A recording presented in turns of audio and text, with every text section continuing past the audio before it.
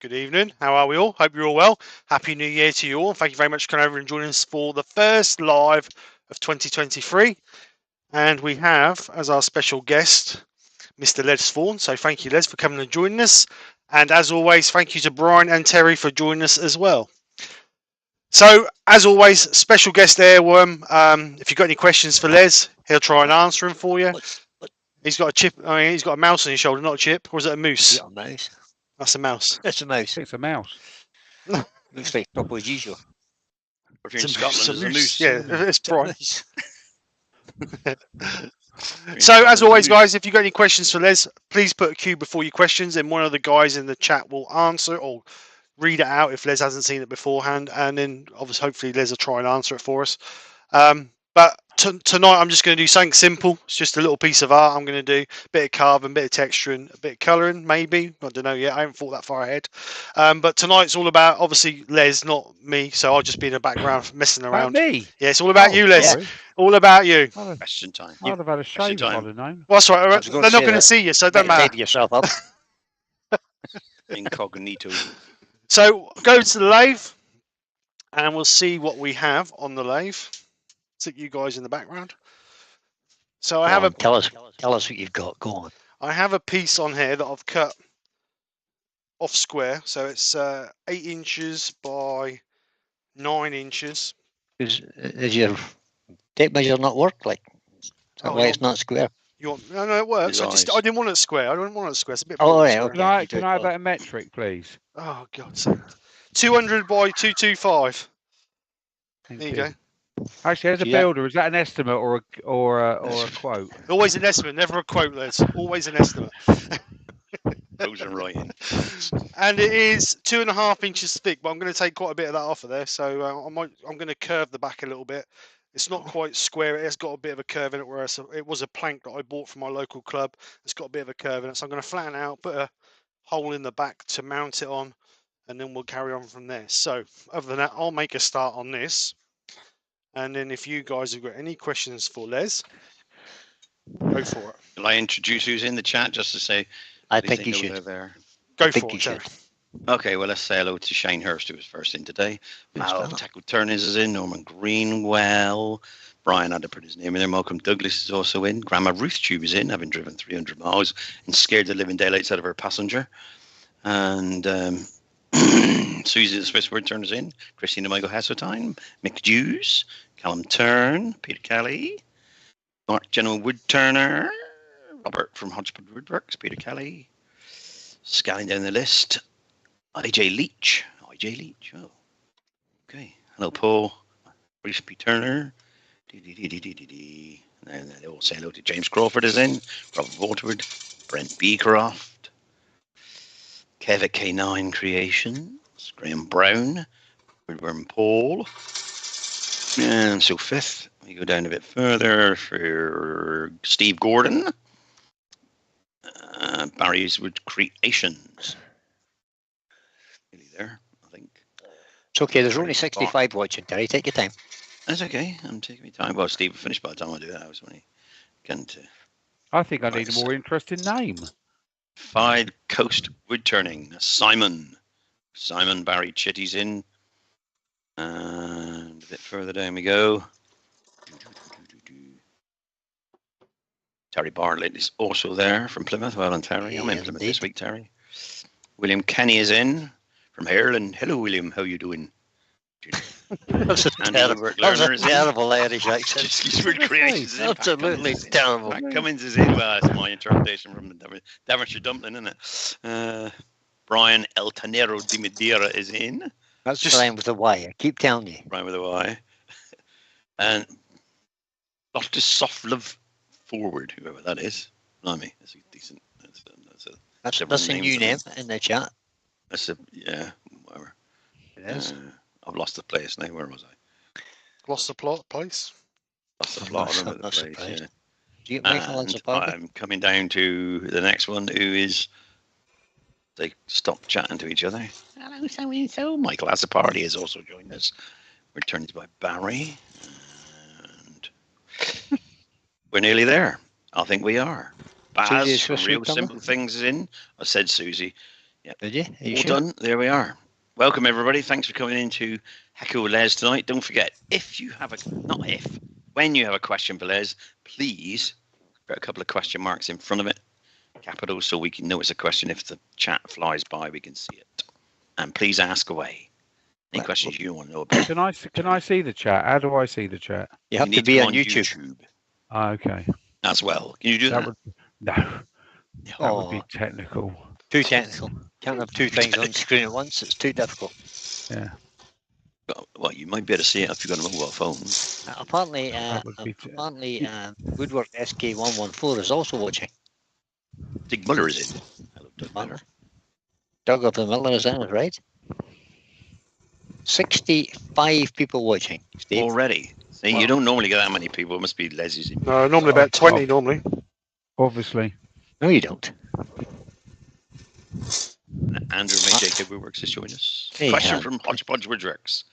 If you weren't a wood turner, what would you be, Les? Oh, this comes up every time. It does. Make something up I this can't even use because Peter Krafts, the footballer, said if he wasn't a footballer, what would he be? And he said he'd be a virgin. Okay, that's the end of that one then. Okay. That's a really Anyway, I'm not. Anyway, so what would I be if I wasn't a wood turner? I would be probably poor, because I can't seem to do anything else. Okay. That's pretty much it. You know, I don't know. Something in sales. I feel like I can sell stuff to people. Not a commercial fisherman, no. No, because I don't want to do my hobby for a job. Oh, right, okay. You know, that's why I'd never hobby wood. You know, I wouldn't wood turn for a hobby. It's my job, and I wouldn't fish. I wouldn't fish or play golf for a job. I mean, I guided, like we touched on earlier on. I guided on the river a little bit, but that was more just experiences rather than waste of money. So when you was younger, there was nothing. When you was at school, you thought, "Oh, I want to do this." No. Oh, all the normal things: football, cricket, yeah, those sorts of things. But I wasn't good enough. Yeah, no. I worked with family business, sawmilling, timber. That's it. Wood. And the general wood turner says we've all come to see Les on his magical beard of many grey hairs. Yeah, it's not grey. It's white. Yeah, no, it's not. It's grey. It's white. It's actually probably something. I think if you look on the Farrell and Ball colour charts, they've probably got a name for it. Yeah. And I bet it's not grey. It'll be dove grey or something. It'll be linen white. It's probably got lead in it. No, It's probably got lead in it. Yeah, it'll be linen white with a bit of Grandma ginger Ruth mixed has in. a question. Come. What age did you become a wood turner? What age to become a wood turner? I was 30. There you go. Is that when you became professional wood turner, or just when you started? No, I've never been a non-professional wood turner. I've always done it for money. Oh, right. No, that's when I started wood turning. And I had a production, and I was a production turner within 3 weeks of me first picking a tool up. Wow. Yeah. Very good. So it was there. This is the tool. Get on with it and bang. Yeah, basically, yeah. Well, I had to earn money at it. It was simple as that. I used to own a sawmill. For those who want my potted history, I used to be a company director of the family sawmill, and we shut that down in 1998.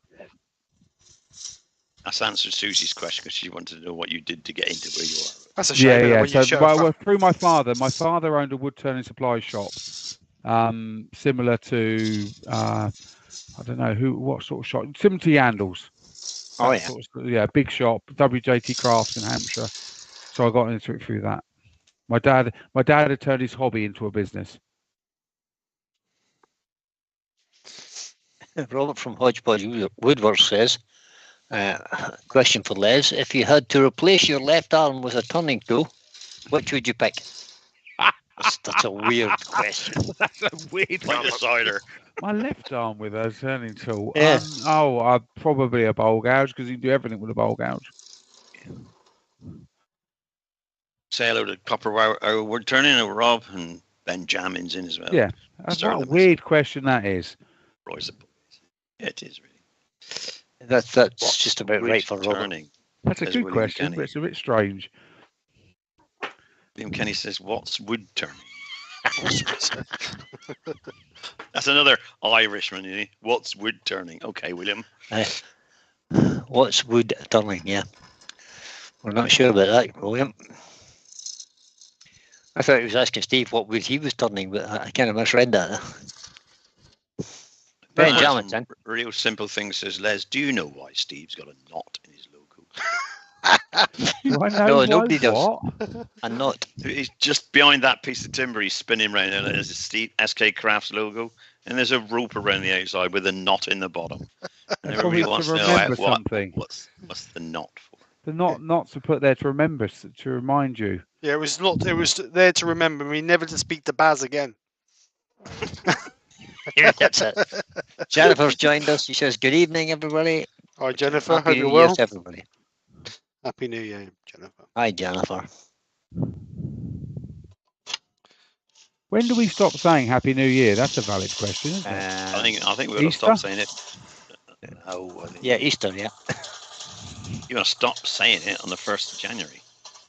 You've said really it all should. the way up to it. But well, because by the second you realise it's not going to be Happy New Year. Yeah. it's not going to be any different. Just another New Year. I was a bit fed up with everybody saying, "Oh, I can't wait to see the back of 2022." I thought I actually had quite a good year. I enjoyed 2022. It's Yeah, a good I year. know. I thought it was quite a good year. Matthew Lawrence is asking, what was the hardest thing you found to master in turning? Oh, that assumes that you've mastered anything. That's a really, really good question. What's the hardest thing to master? Hardest thing I found to master? Doing everything left-handed, because when I was taught, the guy who taught me made me do everything left-handed after I could do it right-handed. And I can't even, I can't stand on my left foot. My left hand this is coordination left hand. Yeah. Yeah. So doing everything left-handed was difficult. But the normal stuff generally, marketing, trying to run before you can walk. There's all the stuff that you have to get used to. But no, I just do it. It's if you're doing that the great thing about wood turning is it's a 10,000 hour 5-year apprenticeship. So if you spend 5 years turning every day, you will become a very, very proficient wood turner. Excuse me. Anybody can do it if you spend that amount of time at it. The trouble is, very few hobbyists ever get there. Yeah. So you're always up against it. Because you're always having a break, then you do something else.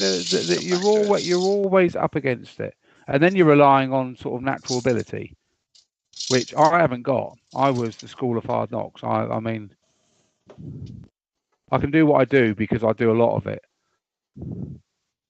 Roy the Boy's in, and so is Kez and Phil from Spirit and Bear. And Roy the Boy is asking you a question, Steve. Oh no! What are you making? Well, we haven't we haven't got that far ahead yet, Roy. But it's going to end up being something that you stand on a shelf. It's not going to be nothing too exciting. The plan this evening, Roy, is to make it up as he goes along. Yeah, I am. That's the plan. And it's working. So, isn't there a saying, fail to prepare? Oh, I'm always prepared to fail, Les. Is it so many P's in it? Failing to prepare is preparing to fail. Yeah, some of that, yeah. Is the poor answer? Preparation equals poor performance. So, question from Grandma Ruth Tube. As it's going out live, I'm not going to say what I was thinking then, which is probably sensible. Grandma Ruth Tube says, what would your legacy be to other wood turners learning the trade? Who, me? Wow, what would my legacy? That sounds like I'm important. Not that she's written you off yet, Les. That's my wife, by the way, so you can swear as much as you want at her. That sounds really important. That sounds like I'm an influencer. I'm not sure. Well, what's my legacy? I'd like to teach other people to be production turners. If there was enough work around for everybody. The trouble is there isn't. Yeah. There's too much work for the turners that are out there, but there's not enough work for Let's join. For in a 20-mile radius for me, you couldn't have 10 professional wood turners like me. No. There wouldn't be enough work for us. So that's a slippery slope. So I've had I've got an apprentice at the moment. She's doing really well, but once again, life gets in her way, and she needs to earn money at it fairly straight. So she's gone down the decorative route, which is not the way to make money. Very few artistic, creative turners are making a living from making. Yeah. Well, you just got to make them so expensive to cover your costs, haven't you? Well, you've got to market it very well. Some fantastic work. I mean, Eleanor Lakelin's probably a great example of that. She's probably one of the best. She's marketed her work to exactly the right people.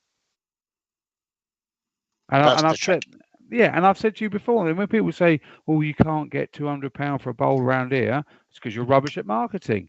Yep. Yeah. People won't buy 200 quid bowls because you have to convince them that that's the best bowl ever, or it's worth 200 quid. Yeah. Do you not think that the name go behind it sometimes helps though? I think Eleanor's does now. Yeah, I it think does now. It didn't in the beginning. Of course, you've got to get to the stage. Nobody's known in the beginning. You just have to market correctly. That's Eleanor's known amongst the artistic, around the art. So's Joey Richardson. They have made a name for themselves because they've done the good marketing. Yeah. Their work's good. Don't get me wrong. Their work's fantastic, but it's good work, well marketed, will always sell for good prices. I mean, Ash and Plum. If you look at Ash and Plum's stuff, their stuff's fantastic. Is it Ash and Plum? Ash and Plum. Their stuff's fantastic. Well marketed. There's the Cornish Woodman is another one. Never heard of him. Yeah, there's a few out there that are doing the Sunday supplement stuff. See, when I started, one of the best wood turners in the country, for money wise, was Anthony Bryant. Have you guys heard of Anthony Bryant? From the West Country, does a lot of very very thin oak work, and he was always in the Sunday supplement magazines.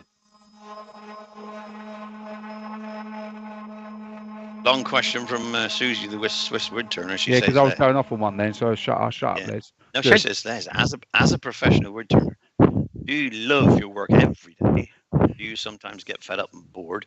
Are you probably better and only do the turn into order? Sometimes also for fun. You're probably better off asking Martin that because he can hear me next door. Do I like my job? Yes, sometimes. Do I not like my job? Yes, sometimes. Yeah, sometimes I enjoy it. Sometimes it's all different motivations. I've just turned 2,000 bits of hardboard round, which is, but it's good money. Yep. It's mindless work, which is good. It suits me down the ground. I could put my talking book on my headphones and just go off them, and just do what I do, and the money's good, so that's good. The thing I don't like in wood turning is I don't like getting the price wrong and having difficult work that takes me too long to what I've charged for it. Yeah. That's frustrating. I feel like after all these years, I shouldn't get prices wrong. Yeah, if you say that's going to cost you X, you want to make it for X, not make it for over X or a lot under X. No sugar. It's one of the classic things. It's a job, and I don't turn for fun. Very rarely. If I turn for fun, it would be wet wood, thin in demos. That still gets me going. That's still my buzz. Is turning, 1 millimeter thick stuff. Out of a tree that's just been cut. Yeah, that still gives me a buzz. We've got Andy and Lucy Bundy Rowan. They've joined us. Evening both. There's a couple of others joined that shot up by. Can you guys see this light coming down here? Yep. Yeah. I keep thinking I'm being stuck in a tractor beam. Do you remember the tractor beam?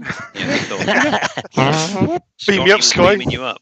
Beam me up, Sky. You don't see a tractor beam in movies nowadays, do you? You always had a tractor beam in movies. The audience can't see you, just us. Oh, okay. Just me and Brian. The audience can't see you. All the audience can see is Steve sanding that piece of wood. Yeah, okay, that's a real shame because it's really good. This. Well, Steve could put it on so they could see you. It's a good effect. It does like it being beamed up. I know. Anyway, carry on. Must be some more questions before I rabbit on about nothing. All right, gentlemen. Woodturner says the Cornish Woodman has some of the most beautiful forms he's ever seen. Yeah, really good stuff. I'm really impressed. Nice colour. Do you do much colour work, Les? That's demos. Not only for fun, only in demos, only in teaching. Do you ever get ordered any? People don't like coloured wood. Natural, I don't get it, but natural wood will always outsell coloured wood. It has done for ever. If I was doing craft fairs, I'd turn yew, spotted beech, and bur oak because that's the woods that sell. Do I colour? I don't. Do people order? I might get the odd commissioned trophy or something like that. I do trophy plates for some golf clubs which have a coloured rim, but only because it's just a little bit different for me. They don't specifically ask for one. I used to do a lot more texture. I was sponsored by Arbortech for 10 years, so I used to do a lot more texturing then. But it's all what I'm asked or paid to do. It's never. I don't wake up in the morning going, "Oh, I'm going to go and make a blue bowl today." Or impress on your customers. That should be blue, not green or red. Do we know? Do we know what the Cornish woodman's name is? No, I see him on Instagram as the Cornish woodman, Cornish woodsmith. Is it the Cornish woodsmith you're talking about? Yeah, it might be. He does sort of blue. Woodsmith. He has a website. I can't find anything else. He uses a lot of pale blue chalk paints on his work. Yeah, that's the guy, I think. Then. Nice, really nice stuff. Yeah, he's got some, lots of kitchenware. That sort of rustic kitchenware. Yeah, I just see a mustard pot here and a little what would look like a soup bowl. Yeah, a little bit of carving and containers and jugs, butter dishes. Yeah, that's so you find that Cornish niche. Right, so we'll just put his link in the chat so everybody can find it. Boy says, what part of Cornwall is he? Well, there's only one part of Cornwall. South of Devon. So that's his website. He's called the CornishWoodsmith.com. Go and have a look. He's got some really nice stuff in there. And the other one is Eleanor Lakeland. Did you find her? I'll have a look for that too. If you can look for that one, because that is really good for people, because that is high-end, big money art. And it's nice to see some people getting that sort of reception. Well, it is, and like I said, it's always about marketing. In that point, sorry, good quality work. Yeah, but marketing it well. Sculptor in wood, she's called. That's it. That's her. Oh, there's some nice stuff there right now. I may be missing for a while here. Yeah, and the great thing about Eleanor's is it's not new stuff. You know, that's been around. There's been guys making that type of work for 20 or 30 years, but she's doing it really well and aiming for the right market. Yeah. She's got some nice hollow forms there. Things you would see when the woodturner turning there with almost no wood left. Yeah, she's a good maker.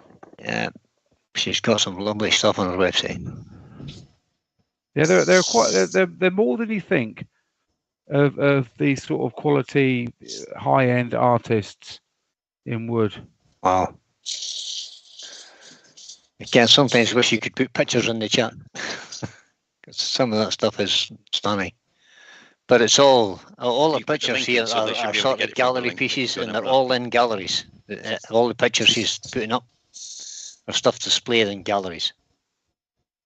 It's things like, I was talking to a designer at Wizard Wood a couple of years ago, and things like super yachts. These super yachts are full of art. Mm-hmm. You know, that's what they do. So you just have to be in the right places. You know, I think if you're serious about selling your work, you need to get to London. You need to get to London galleries and stuff like that. Not your local church hall. Yeah, the very bottom of our webpage on the gallery gives you an idea. It says photography by Stephen Brain and Jeremy Jones Photography. So you can bet they're good at their job. Yeah, well, it's it. Professional photography. I mean, it's quite interesting. Professional photography with your work. Yep. Catalogs, the right place, the right. You know, it's just that's what it's all about. And I decided not to go down that route. I don't feel I feel I can create, but I don't feel I'm creative.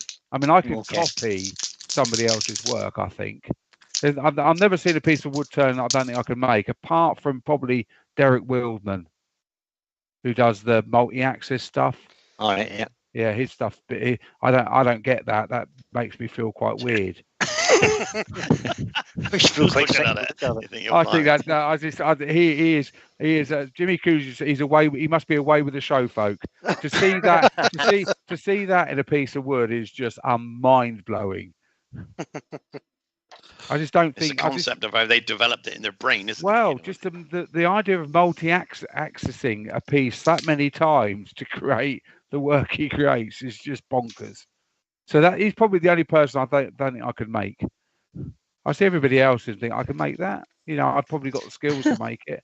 I haven't got the skills to come up with the idea, but I've got the skills to copy it. Yeah. And that's that part of your production turning with that concept though, Liz. Yeah, because that's my job. You know, people bring me plans or bits of furniture to copy, and I copy it. Yeah. So to me, if I've got to copy a hollow form or I've got to copy a bowl, I can do that because that's what I do. I feel like I've got the tooling skills to do it. I think that's the thing. You definitely have the skills to reproduce what anybody else has reproduced. I mean, it's just maybe sometimes if you think something like Stuart Mortimer's pieces, the amount of sanding, on those pieces, the amount of finishing on those pieces, someone would have to pay me a lot. They'd have to pay me a lot of money to have that amount of patience. Matthew Lawrence is asking a question. It's a general question. Stop at you. That's my dog trying to throw up on the floor. Oh, nice. Matthew Lawrence says, in our opinions, your opinions basically, what are the best platforms for selling? And he's listed a few here: Made Me, Etsy, etc. All I can say is that the few. I mean, I'm not going to mention names because I don't want you to copy their ideas and stuff like that in this basis. Yeah. That would be unfair of me. But the turners I know that are doing well in selling their work online, it's Etsy. Etsy seems to be the ones that actually seem to be, even though you lose a bit of money at it, they do seem to market it properly. Yeah, they have a much higher profile and a much higher viewing figure, if you want to put it like that. The Made Me thing, I have signed up for it for a year, basically because it was 25 quid for the year. I never sold a thing on it. Well, I think it being 25 quid for the year probably says a lot, doesn't it? Yeah, it does. Still a new site though, isn't it? It's 50 quid this year, of course. Which is Made Me is still a new site. It's not been going as long as Etsy, is it? So no. It's like Etsy's so worldwide. I mean, the guys that I know that are selling on Etsy are shipping all over the world. Yeah. And that's the market. You don't want a British. And the other thing is, you've got to give people what they want. You can't just turn bowls. No. You know, if you look at the guys that are doing well on Etsy on sales, they'll be doing not niche wood turning, but they'll have homed in on something and be very good at it. Yeah. And then once they're in the line, their name gets known. Oh, yeah. I mean, I'm the couple of guys that I know do very well on eBay. I'm on Etsy. I'm astounded by how many sales they get. Yeah. But you only need one order from every, you only need one order a month from every sort of westernized country in the world, and you're doing all right, aren't you? Yeah, that's right. even if you're paying 20% to Etsy, or 30%, it doesn't matter. Material. If you can't, all you got to do is either write that into your price or get your pricing right. That's right. People used to moan about galleries. They say, "Oh, that gallery put 2.5 on the price," and as long as you're getting what you need for it. Put your price up a bit, let the gallery get well, a bit more. I don't care what the gallery gets. It's up to them. Exactly. Yeah, as long as you get what you think it's worth to you, it doesn't matter what the gallery sells it for. I always think you imagine what the rates are in a shop in Chelsea. Exactly. Yeah. So it's all immaterial. People get worked up on pricing all the time. I remember I bought a lathe back in 1989. I bought a lathe of somebody in Cornwall who had to retire due to a problem because he had a brain tumor and he couldn't turn anymore. There's a Poolwood 2840 lathe, and I was doing a different job at the time, working for the AA, and they broke down, and I had to go do his breakdown and fix his car. And there was this lathe in bits, his garage. And I said, "Oh, was that the windy handle one, Terry?" Yeah, that's it. Yeah, that's it. Yeah, why am I? No, and I only had off the tree.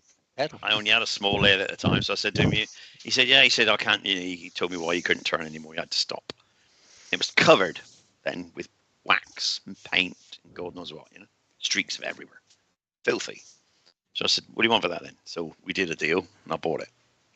Anyway, I said, you used to sell it? Oh, yeah, he said, I made a lot of money. What did you used to do? He said, I used to make candlesticks. 1989. I said, okay, candlesticks.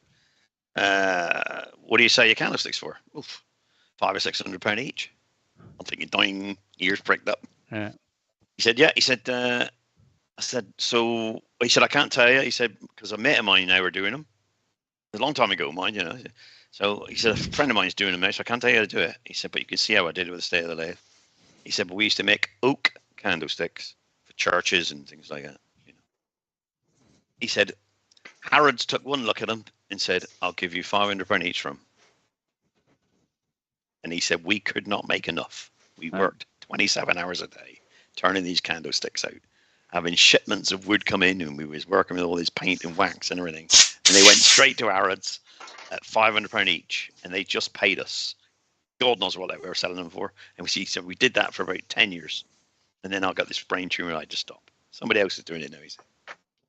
Pricing right and the right place at the right time. Right Somebody place, knew right time, in Harrods, bought them off him, done. He said, he had this beautiful house on the coast overlooking all the sea. That magic great place, you know, it must have been £500,000 worth back in 1989. I got the lathe out of it. That's about all. I've got a good price. Yeah, that's all you were getting. I changed that 2 years ago when, oh dear, the wife bought me a new. Yeah, I mean, I just don't think you'll ever make money at wood turning what you want to turn. No. I think that's the issue. There's maybe a couple out there, but there's very few people. You got to find something that people like and turn it. Yeah. Make it better than somebody else. I mean, if you think about the people, so even like Eleanor, is Eleanor now doing what she wants to do, or is she doing stuff to satisfy her existing customers? That's the problem. It all becomes production. Joey Richardson, it all becomes production. But surely, as a person who's making a living, like you got to make what you sell. Yeah, but a lot of these people are getting into it because they're creators. Right. Nick Agar found this, you know, that basically he would make a series and then people would want the same, and he'd get bored in doing it. So he'd want to create all the time. He'd want to create new pieces the whole time. That's but all right. Actually, people want him to make the old stuff again. Yeah, that's all right as long as that pays the bills, isn't it? As someone who's making money out of to live on, you need to be able to pay your bills. I just come at it from a different way. I'm not that person who wants to create. I'm that person who wants to pay the bills so I can do my hobbies. Yeah, and whatever you make, then you go and do your thing with your money, don't you? That's right. Yeah, that's it. I'm not saying I don't get a buzz out of wood turning. I still get a buzz out of turning a bead. You know, when I'm teaching, still, you know, being able to turn a bead in 2 cuts, I still get a buzz out of that.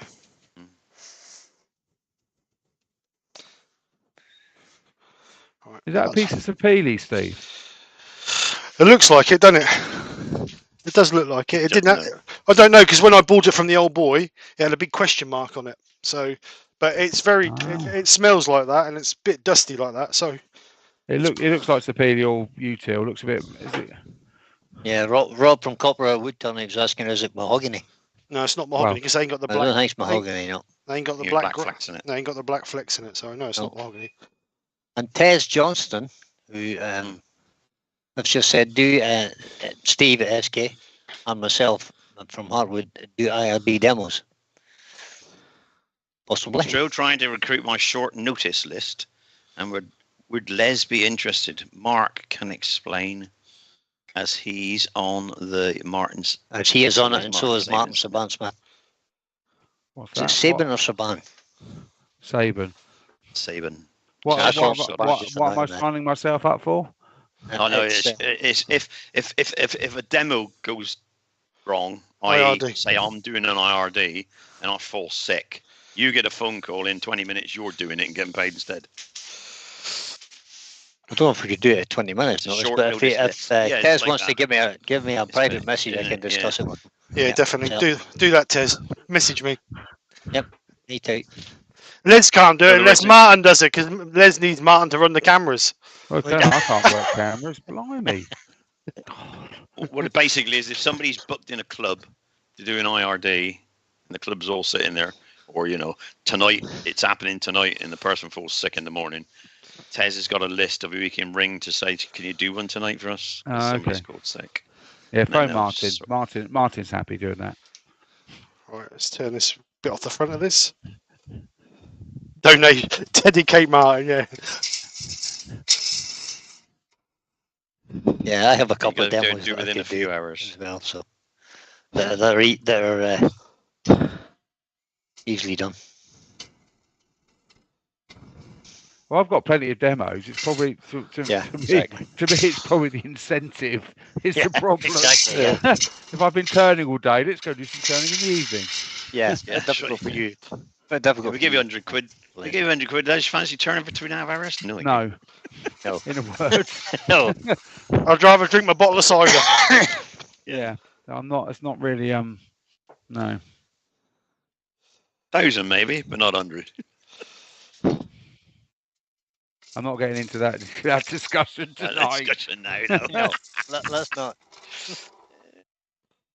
Flight Coast Woodturning and Simon. Basically a standby Yes. list. That's what he's looking for. Yeah. There's I better always money. try and help out if I can. Sorry, Les. It's all right. Of course, I always try and help out if I can. Yep. But like I said, we are relying on Martin. So if we're relying on Martin might as well do it. Yeah, well, there is that. That's true. So, did you enjoy Harrogate then, Liz? Yeah, always. Yeah, 20th year. Wow, really? Man 20 man years and you've been doing boy. that. That was my first Harrogate, and I enjoyed it. It was good fun. Yeah, it was good. It was a bit of a shame that some of the traders weren't there. Yeah. Whether they'll come back or not. I mean, actually, one of our big fishing shows this year, the traders that weren't there last year are actually coming back this year. So maybe Trend and Matabo will come back. Do you think that they just Harrogate. sort of? Do you think they just sort of held back and see how successful this year was or last year was before they made that commitment? Or I think it's staffing problems. I think it's, who wants to work weekends nowadays, mate? I think I don't know. I thought It must be a huge I was- expense too. Oh, it's a PR exercise rather It than is. a. Nobody makes any money at Harrogate. Wouldn't have thought so. No, you go there and you sell your wares. If you break even, you come back. You actually. Well, it's charge what you yourself sell out for the rest of afterwards is Yep. is the important thing there. Well, it is for us anyway because of low ticket items. I mean, yeah, we never made any money. But sorry, the shop never made any money. But it's a PR exercise. It's good for Martin to showcase the Hampshire scene stuff. I mean, I'm fine. To be fair, I'm being paid to be there, so I don't lose out in that basis. I paid as a demonstrator, and I'm very, very lucky. I've done it for a number of years. Part of the furniture, as they say. it's part of the furniture.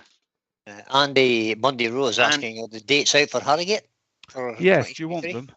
9th, innit? Please. 9th. Oh yeah, they are out. I've booked the hotel already.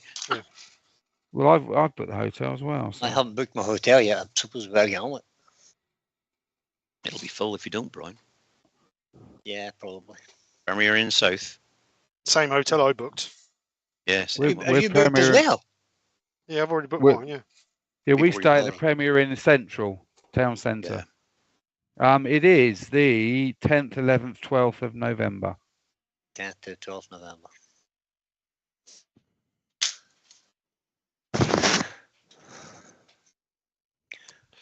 My phone is ringing. Just give me a minute, guys. Of Right. course, you've got the Newark show coming up shortly. Yeah, I'm looking forward to that. Yeah, I've done it a couple of times. I'm not there this year. I'm away. I like that one because it's only an hour down the road from me. So Yeah, um, it's a good little. It's going to be a good No, little. It's show, only that 30 one. minutes from me. False 30 alarm minutes. wasn't my phone at all. I'm in Cornwall. There you go. It's 30 minutes up the road for me. Cornwall Association of Woodturners that weekend. Bless you. Cornwall.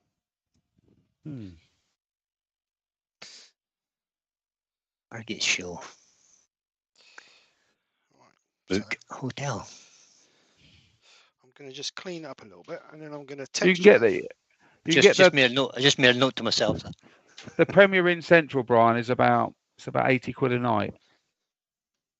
We stayed in the Premier in South last time. Yeah, it's 3 minutes from the venue. The Premier yeah. in Central is really, really handy for that nice hotel next door. Yeah, the loud one. But we can travel to there. It's no problem. Somebody else can drive. Mark drove last time. Mark, the gentleman Woodturner, says I'll be demoing at Harrogate again. but I think I'm staying with the Taylor Millfields gang. Oh, brilliant. Good job. Ted says Johnson's. Hang on a minute. Tez Johnson's saying to Mark about me. Yeah, Tez, I haven't forgotten, mate, but I've just had a hip replacement. I said I'd get back to you after I'm a bit better from that. Yeah. So bear that in not mind. in a position I've to got it do, all worked out. do something at a drop of a hat, really. Not at the moment, anyway. As soon as I'm back from there, I'll be fine. All right, texture. Right, so I'm going to use the Proxon. I don't know what they call it. Rasp this time, Oh. rather than the cutting Yeah, blade. new cutting blade, eh? No, I've had it ages, but I just thought I'd get it out of the box. So what things did you have to do so then? where did that little cutter come from, Steve? This. Sorry, what? Yep. Go on, Les. Sorry. No, Les, you said you were sponsored by them or I was supported sponsored by Arbortech for a long time. Arbortech? What sort of things did you have to do for them? Well, just using their tools a lot. I demonstrated at all the shows at Axemen. So I was working for Brymark at the time, Brymark Associates. So we had the One Way, we had Proxon, we had Arbortech and stuff like that. So I was their sort of in-house wood turner. Basically, Phil Irons used to do it, and then he went off, and I became. This was 2001. Back a bit then. Enjoy it then. Yeah, it's good because I mean, that's why I'm doing a lot of demos. I used to do a lot of the in-store shows. All the little shops would have their own, their own little demo days. So Brymark would pay me to go along and demonstrate Arbortech, and we had the Rolling Monroe hollowing tool for a while. Brian Green has joined us. Hi, Brian. Fun and different, Till you get into 10 years of it, but after the first couple of years, it was great fun, I think. Oh yeah, no, that's all fine. That's all. It got me the exposure. So Brian Green has joined us, guys. Evening, Brian. Good evening. Brian. It's just typical. You spend all that time trying to build up your profile and get well known, and then you spend the next time trying to hide from everybody. Yeah, they keep asking you to come on. Yeah. Be careful what you wish for. It's 8:30 and we've got 84 people watching, Steve. Good stuff. Thank you very much, everybody. There should be more questions, though, shouldn't there? Yeah, come on, questions, people. Simon's sitting here getting drunk for nothing. He's not getting drunk either. Simon's his last beer. Reminiscing about the Crown Hotel in Harrogate. Oh, the Crown. He said it's right next door to the Blues Bar. Yeah. Who's that? Simon? Simon from Fly Coast Woodturning. Ah. I can remember stood outside of my gym jams, and there was a fireman strike one year, and they let the bloody alarm off. So we evacuated out of the hotel, stood there in our pajamas, not sure whether the hotel was on fire or not. And all the green goddesses turned up. Oh, the Army Green Goddesses, yeah. The old Army Fire Brigade turned up. Yep. I remember that. That was in 1977. No, this was later than that. This must have been in the noughties somewhere. Okay. And what was really interesting, because it wasn't a local fire brigade, no one knew how to turn the alarm off. Absolutely.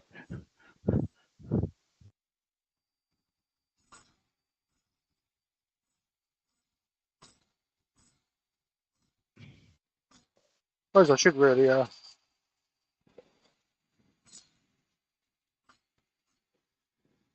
Should really what? put it on overhead so people can see what I'm doing. Oh, okay. I blame Too busy the watching the earworms. chat to see what you're doing. Nobody's interested, Steve. We're interested in the finished product.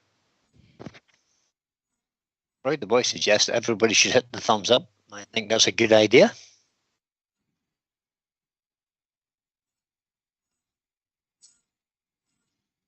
So I missed the answer to what that little carbide cutter is. Well, it's not carbide, is it? The rasp. Rasp. It's a rasp. The Rasp. rasp. I'll And give where you did it the. come from? I'll Arbortech. give you the item number for it in a minute. They're still on the pack. Good man. Is that actually the Proxon one, Steve, or is that the Cutzel one, or No, it's the Proxon one, mate. it's actually the Proxon one? Oh, it's a Yeah. Proxon one. Yeah. Right, okay. The item number is. It's this one. The item number is 29050. There you go. Proxon were a bit 29050. disappointing to Harrogate, I have to say. They didn't have any handheld tools at all there. Didn't they? Nope. No. Ah. They just had some of the little bench stuff, and that was all they Yeah. had. It was a poor little stand. Satan's had it own, didn't they? They had some Proxon tools on. Excuse So me. they've had stuff for sale, but they do a different thing now. But what they do, Axminster Wholesale now have demo areas, and then send you off to the stockist. They don't sell anything off the stand. All right. Oh, okay. Yeah. So that's why Tormec, Proxon, Arbortech all had those separate little stands, Right. but they don't sell anything. They don't sell direct to the public. Hmm. So sort of very honourable way of doing it, if it works. But they can't take all the stock. See, that's a problem. So Yeah, true. is that a So wire usually the brush, Swiss word Steve, or turns. a plastic one? Wire one, just a soft wire one. So usually the Swiss word turns got a question for you, Les. What's the worst thing that's happened when you've been turning? Oh, the worst things. I don't know, but I don't know. My headphones running out of battery right at the end of a book. That's probably quite bad. Right at the end of it, yeah. What's the worst thing? I mean, gauge going you past want- your left ear. do you want injuries? I'm not going to do injuries. What's the worst thing? The worst thing that can happen is Got the drawing wrong and it's half the size. yeah, it's just chipping out the corners on big squares. You know, that always Oh, yeah. phases you. You know, I mean, I'm turning some 7x7 spindles at the moment, and trying to cut the squares on that is a really difficult cut. And it still breaks out. Whatever happens, you're always liable to get a little bit of breakout on it, and that's really frustrating. So that is an ongoing thing. But the worst thing that's ever happened to me on a lathe was, I suppose, yeah, big bit. I had an oak column delaminate on me once, Oh. and that was a big cloud of dust and a big bang. And am I still alive?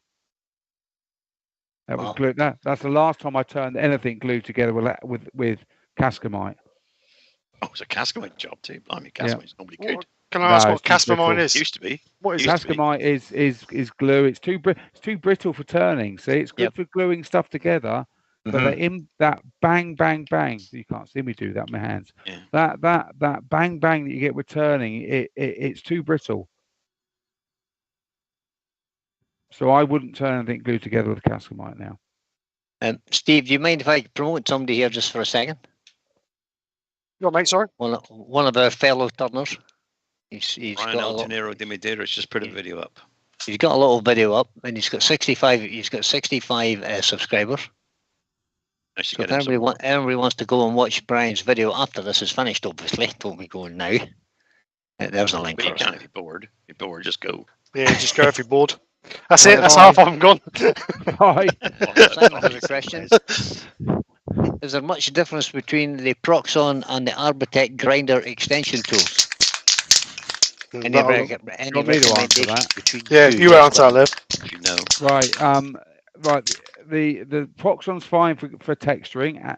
Okay. So what Steve's done with that's absolutely fine. If you want to carve, use the Arbortech. Yeah, Proxon's not I mean, designed to be run a long time, is it? No, it's 6 times more powerful, the Arbortech is, than the Proxon. There you go. So you know, I mean, I tend to use the Arbortech for everything now because I'm confident in using the Arbortech one-handed. But if you're not confident in using the Arbortech one-handed, the Proxon can be used one-handed because it's a lighter tool. So Yep. just take your time with it. You know, you'll listen to the Proxon. It will tell you when you're being heavy-handed with it. It does. The biggest problem I find with the Proxon is where the air vents are. Here. Yeah, because it's Yeah. where you want They to. just where you want to hold it. Yeah, you want to be where you holding it grab it. there, so you got more control. You got less control there, haven't you? So you want to Yeah. be holding it there, but where the vents are, they're just really in the wrong place. Also, they used to do it with variable speed, which was completely pointless. What, I think they props only on? do it single speed now. Yeah, it's just off and on. On or off. That's it.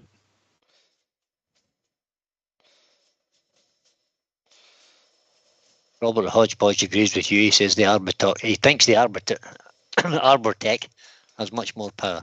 It does. It does have That's much more correct, power, and but the only thing about the Arbortech is I would always start. I'd never use the 4-inch for turning. Use a small one. The 4-inch is a carving tool. Yep. People used to That's use a a 4-inch years ago, and it's just like, I mean, that thing's going to eat you. There's no benefit to it. So if you turn a tree trunk into an owl or Yeah. deer or Yeah, horse, that's what it's designed for, basically, isn't it? But you're going to be wearing, chainsaw mitts and trousers and stuff like that then.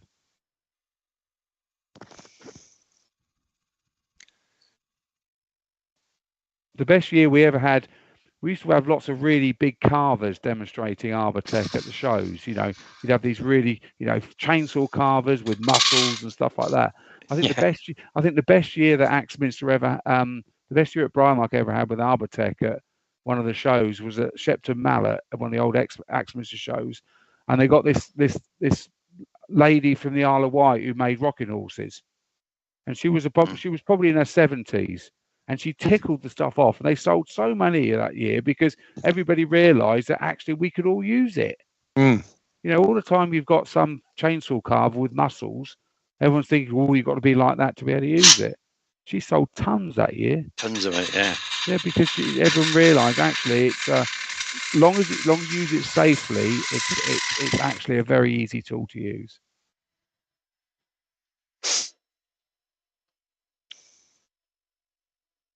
It's all gone quiet in the chat, guys. What's wrong with you? Yeah, come on. Questions for Les. Try and bore him silly. I like talking about wood turning. You know.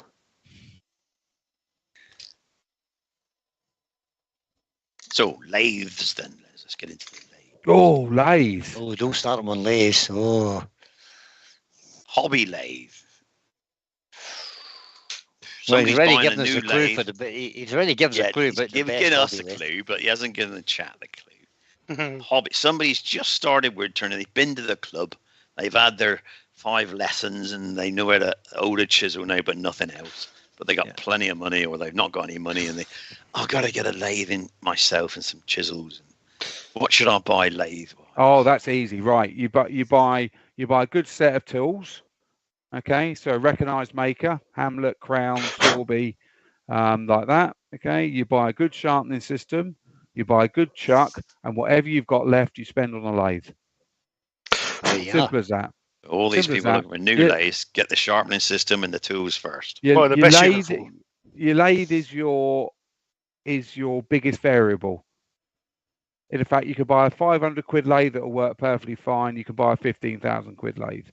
What you can't skimp on is your sharpening system, your chuck, and your tools. True. So that's the important bit. The lathes just makes wood go round. Yep, it just spins the wood is all it does at the end of the day. So that's the way I always tell people: you spend 1,000 quid on your smaller items. Whatever you've got left, you then spend on a lathe. Right, so I'm going to spray all this black now. That's good. Lewis, the Klondike Craftsman, was in from Canada. Good afternoon, Lewis. Hi, Good Lewis. afternoon to you. How you doing? And then what I'm going to do, when I spray it black, I'm going to use a bit of bubble wrap to give this flat stuff a bit of texture. Ooh. Oh, you're getting creative, Steve. Yeah. I did hear that about the Chuck, Robert. I want that one. That's sounding the Tula. I don't want that one on there, do I? Well, it's better than being the other way around, isn't it? Yeah.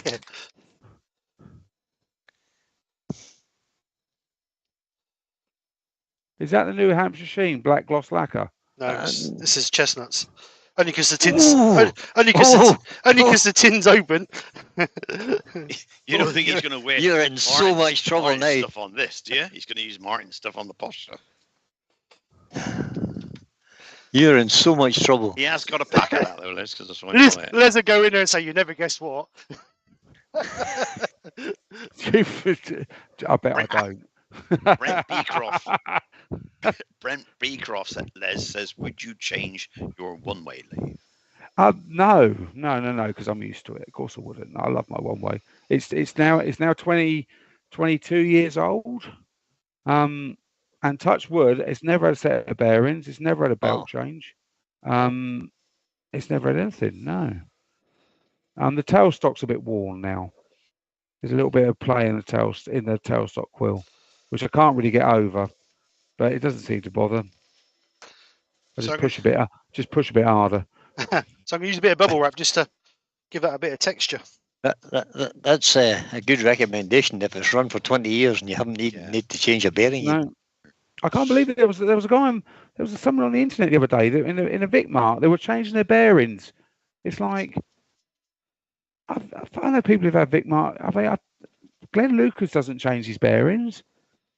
I'd say there's something wrong with the lathe if you've got to keep changing. They said it's like the third time they've done it. There's got to be something wrong with their lathe, with the housing or something like that. I mean, bearings run. Think about how often you change your car bearings. Never if possible. 100,000 mile. How long? I don't think I've never changed one. Maybe I've had cars that have done 130,000, but 140 never changed it. And you think the thing that they're put through compared to what you put a lathe through. Yeah, I just think it's amazing when bearings go on lathes, especially taper rollers. I mean, deep-seated ball race is a bit different, but on the Vitmark, I just think this, if your bearings are going, there's probably something else wrong.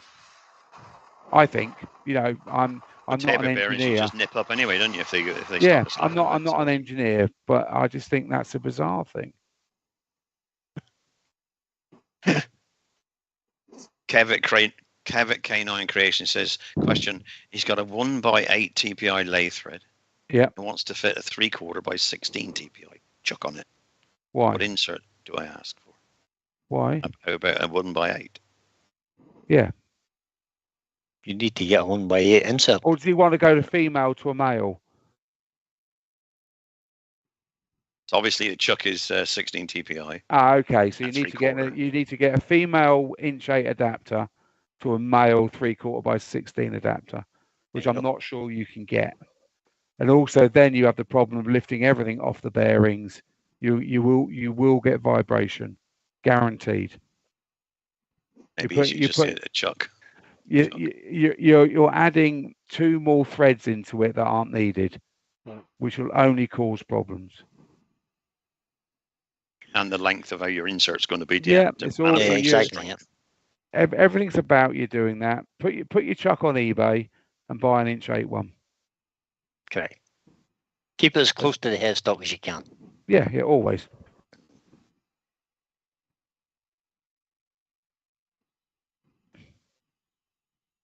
Well, that's a technical question, wasn't it?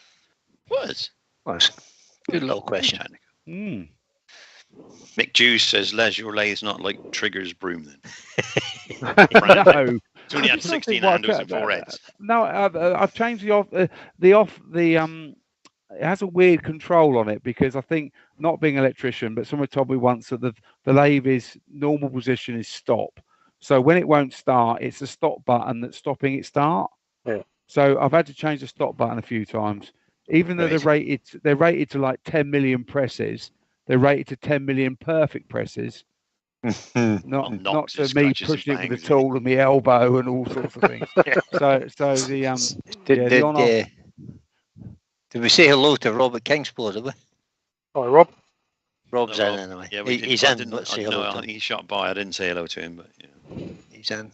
Even Rob, even everybody else. If we missed an Avia, it's called Yorkshire Gets in. See that?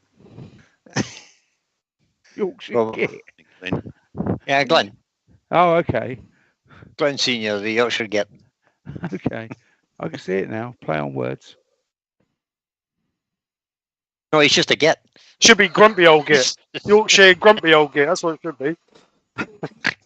He flies everywhere first class now. Yeah, he does. He's just, he sent me a text today. Guess where? He's going to the AAW next year in Kentucky. He sent me a text. He did. I'm going. You just want to go? He says. Oh. You know why he sent you the message, don't you? Because he's looking for company. It is.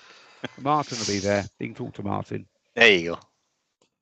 Right, so I'm just going to take a bit of this out, and then we'll get that coloured on the front of that.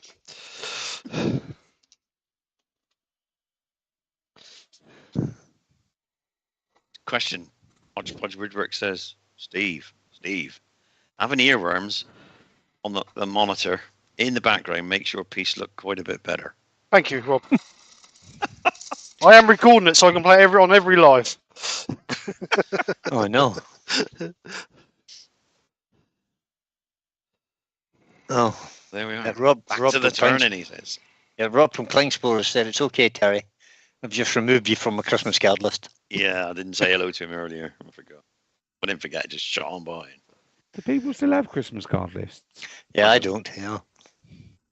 I don't matter who sends me a Christmas card, they never get one back. Social media nowadays, isn't it? My wife decided, after my father died, we decided that we would donate something to cancer because he died of cancer. So she donates whatever we get in Christmas cards plus some extra every year to Cancer Research instead. Good. So they can understand that. Yeah. They can't tough. I still like the one for my mum because she still puts 30 quid in it for me. Yeah. You give it back to her, the card for next year. The day on it. Yeah, just keep- Merry Christmas. Yeah, just My pass it mother-in-law- back and forward. When she was alive, my mother-in-law used to give us a Christmas card, and then after Christmas, I'd go give it back to her, and she'd send the same one next year. Well, that was my thing give about it to Christmas us next presents. I used to buy my mum a Marks and Spencer voucher, and she used to buy me a voucher. And in the end, I said it was what a completely pointless thing to do. Yeah, an exercise in futility. It is. It may have made you go out and buy something that you wouldn't have gone before in March. Yeah, this is true.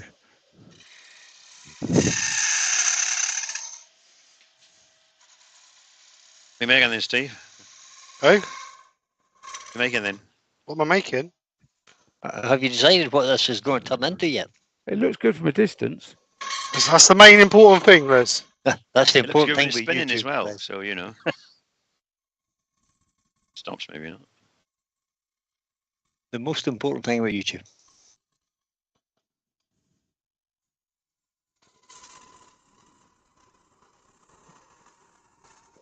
Beautiful. Look at that, eh? Aye.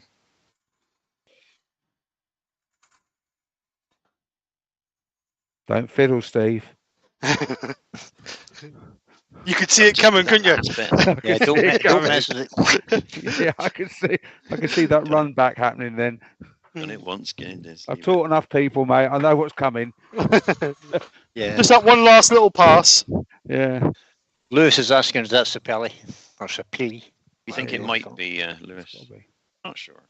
Steve We doesn't think know it- what we a think question it mark is. on it. We think it is. That's every bit of timber Steve has a question mark on it. Well, you can't turn down cheap timber from the club, can you? That's true. Especially when you do demos on YouTube. You don't want to be using good quality timber every time you do a demo.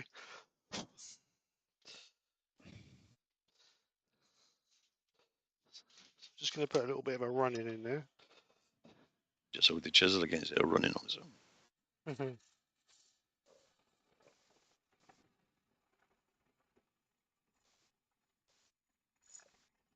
Yeah, we're doing well. He says. It's a bit disturbing watching Steve on one screen and looking over to the other screen and seeing that something that hasn't happened yet. That's because YouTube's 20 seconds behind it. Yes, it's miles behind. I thought you were gonna say that watching Les cover his eyes up as Steve's turning. Oh no! Yeah, they can't see us, Les. That's the They thing. can't see. Yeah, No, they they can't see the fear.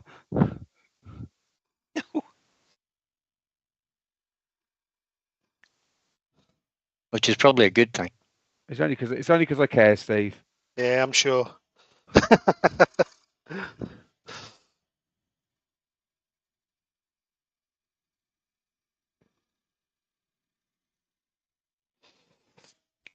So what hobbies have you had then, Les, during this wood-turning life of yours, plus others, other than What? fishing? Because you've been fishing, I used to be a fairly competent golfer.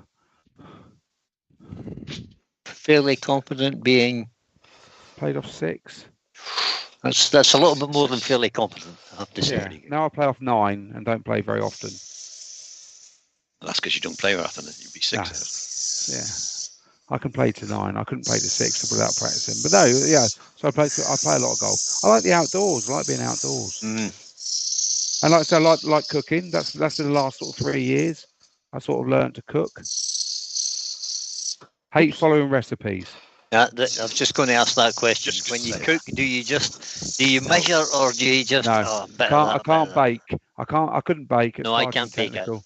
No, it's literally throw everything in. I've made some very bizarre food, and one of my famous ones was I was playing with cinnamon once, thinking about in savoury dishes. Oh yeah. And I made a curry that became known as our hot cross bun curry because it tasted like a hot cross bun. It was actually very pleasant, to be fair, but it was a bit cinnamony, if that's a word. Yeah, of course that's a word. Cinnamony, yeah, it was definitely hot cross bun curry. Very good. Had enough spice in it to get away with it though. So that's kind of how I cook as well. Just a little bit of this and a whole lot of that sometimes. yeah, just whatever, you know. I love an invention. You never make the same thing twice though. That's the problem. No, I love opening the fridge and finding out what's in there and just adding it all in the pan and see what happens. Which, to be fair, I didn't know you could do that. Up until a few years ago, I thought it had to be much more regimented. Structured. No, just fire it in, see what comes out. Yeah. But sometimes that's nice because we all get stuck to the same old routine and have the same stuff every week. Sausages on Monday and pie on Tuesdays. And chicken on Wednesday and whatever. Yeah. Carry out on Saturday night. Beer on Sunday. Clinton Wood Dancers plays off 7. Well, there you go. Oh, well done, Clinton. Proper golfers. Yep. Hodgepodge Woodwork says, when you cook, do you use a wooden spatula or a spoon that you've turned? I don't. I actually use a wooden spatula, but no, you can buy them for 99p. Why would I was in Asda the other day. You could buy a whole set for £1. Yeah. I don't. You couldn't possibly turn them. I must admit, I need to make a big spatula, and you can't buy one out of wood that big. I've got lots of wooden chopping boards. I do like a chopping board. Oh, look at this.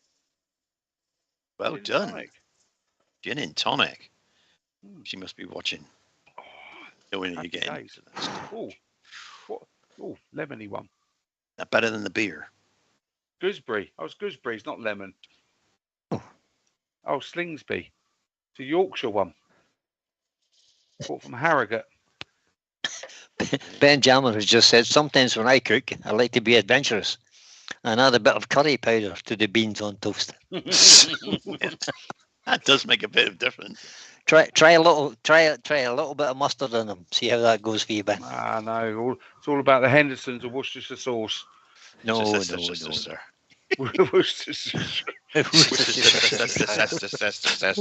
That's why the Americans should buy Hendersons, which is pretty much the same. Yeah, because it's easier to say than Worcestershire.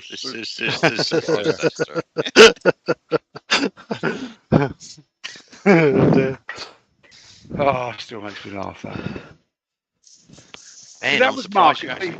You talk about marketing woodturning scene, and that was a good bit of marketing years ago. That Mr. Liam Perrin became worldwide, and Mr. Henderson didn't. So Henderson's you can only really get in Sheffield, in that area, and Mr. Perrin managed to get their stuff all over the world. Yeah. Okay. See, there's a bit of marketing. It's true. I prefer Henderson's though. Particular reason?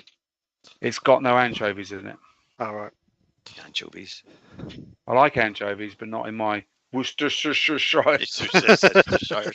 The Yorkshire Getter said Henderson's is in Yorkshire. Yep. Henderson's is Yorkshire stuff. Used to be only get it in Yorkshire. You can get it in sort of posh waitresses now all over the country.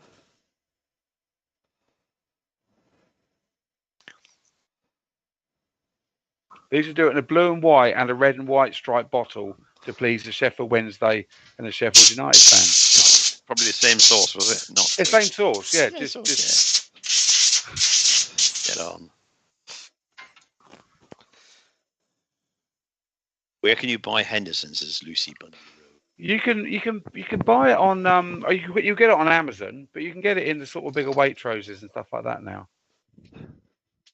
Or you just need to know somebody in Yorkshire. See, doing a Harrogate show every year, I used to have people bring it to me. End up with like 30 bottles of it. I'll be at the show. Anybody bring you some Hendersons? Yeah. yeah. You end up with tons of it.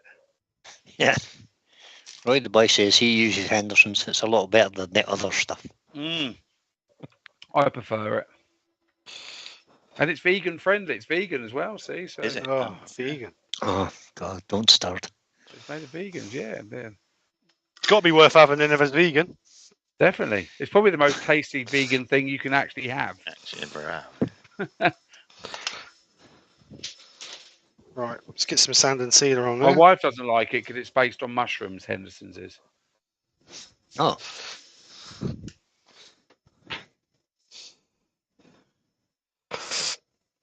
What are you doing now, Steve? Gonna put some sand and sealer on it, just to seal it. Is Are that we Hampshire Sheen sand and sealer? Sorry? Is that Hampshire Sheen No. sand and sealer? Yes, it is. Good. It's Mylands. Watered down too many times. See, That's Steve's using that small brush like I did yesterday, and you're not nagging at Steve. I'm not nagging Steve because Steve's using it to go around the edges there on the outside. Right? You were using it on a bloody great 14-inch bowl. All you had to do was put a 2-inch brush in it across it. 15-inch bowl. 15-inch bowl. With a 1-inch brush. You could have put it on with a 3-inch brush. I didn't have a 3-inch brush handy. I just had a 1-inch brush handy. It's just a waste of rations. Quite more. But because Steve's going around the edges there and didn't want to get it on there, then he's using it right Oh, to see, do the yeah. job. So you happily defend Steve there. It's okay.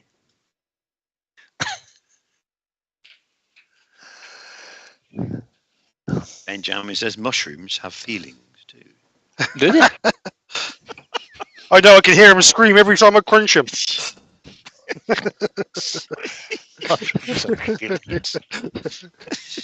So I nearly swore then, sorry. Every time I put the knife through him and slice him, I can hear him squealing. Ben just drops that one in every now and again. You know, it's sort of bump in he comes or something. They're nice to know, though, because they're such a fun guy, aren't they? Yeah, they are, yeah. Oh, God. The old ones are the best. Right.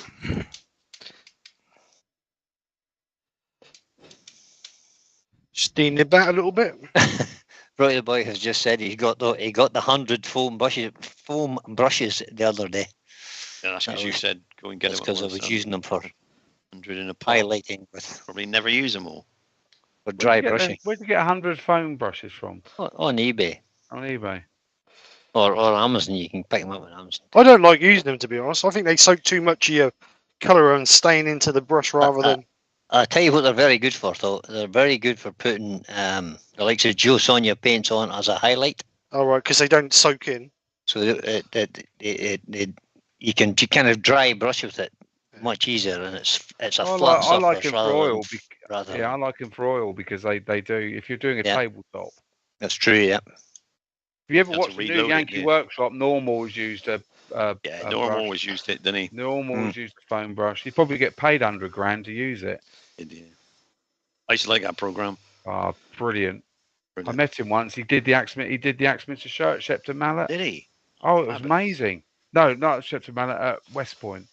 It was like a rock star. I mean, Brilliant. seriously, you've never seen such a long queue to get your book signed. Wow. What a hero. Wow. Brilliant That bloke. was amazing. Yeah. Yeah. How we made that furniture in half an hour. Unbelievable. Yeah, well, that's probably He's the other done for 300 jobs, people isn't he? preparing it ready. All right, so a little bit of black in there. But no, he was good. It was not just entertaining, it was actual factual as well. You could And he see had to it. wear those shirts the whole time. Yeah. He was Check was shirts. paid to wear those check shirts. He was So, sponsored by, Nothing more important than safety glasses. Roy the boy says he got his foam brushes from AliExpress. 100 brushes for 10 quid. Wow, I'm gonna have to get some. That's a penny a brush, isn't it? They're only an inch wide. Yeah, they're an inch wide, yeah. That's fine. I don't do my oiling. My wife does it for me, so that's it, which makes the work harder. Oh, you better order the half-inch ones then. Yeah. Tony Liddington says, Liddington says Thursday is Chateaubriand night. Don't forget, we know how to live in Cotswolds. You're living in the Cotswolds. So posh. Chateaubriand. That is a bit posh, right enough. Chateaubriand. Thursdays. I mean, Fridays and Saturdays are normally the best night. Yeah, that's What do you have after Chateaubriand? What's next? I know. God, that's just midweek stuff. Foie gras. Foie gras, yeah.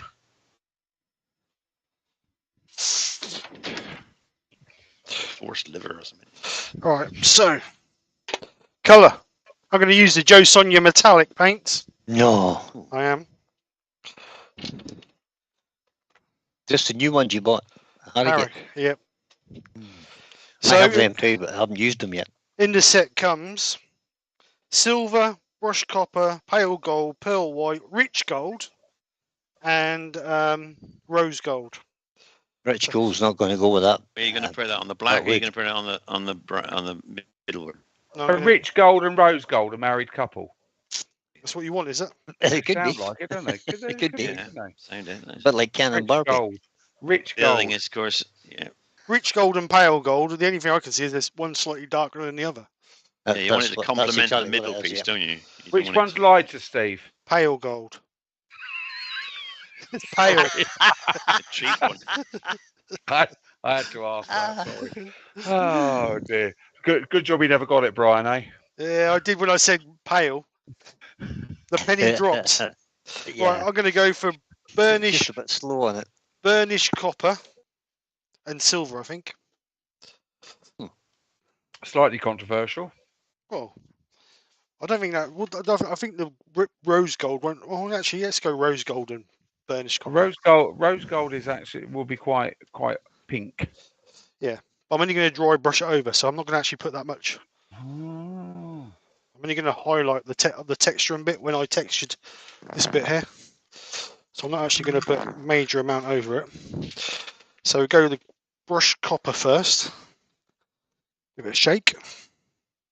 Beecroft got it right. He said Friday's night's fish and chips at the Legion, along with a couple of beers. The Legion. That's actually quite red, isn't it? That's Legion. That's a long time ago, that Legion. The British Legion in Downpatrick closed about 5 years ago. Did it? That's a shame. Yes, but there was a bit of mismanagement that went on. I think. You mean somebody stole all the money? Right, so I used to live 50 yards from the British Legion Club when I lived down here. So we're going to dry brush this. So I'm going to take most of the colour off the brush, and then just gently.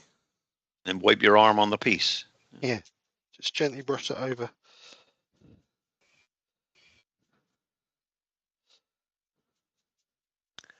That's why I use the foam pad, because the bristles can actually get down into the. Not if you take all the paint off of it. If you dry brush it, it shouldn't. Can get down into the texture easily enough. If you're heavy-handed like me, of course. Yeah, yeah. Well, we say no more with that compliment. Yeah, just.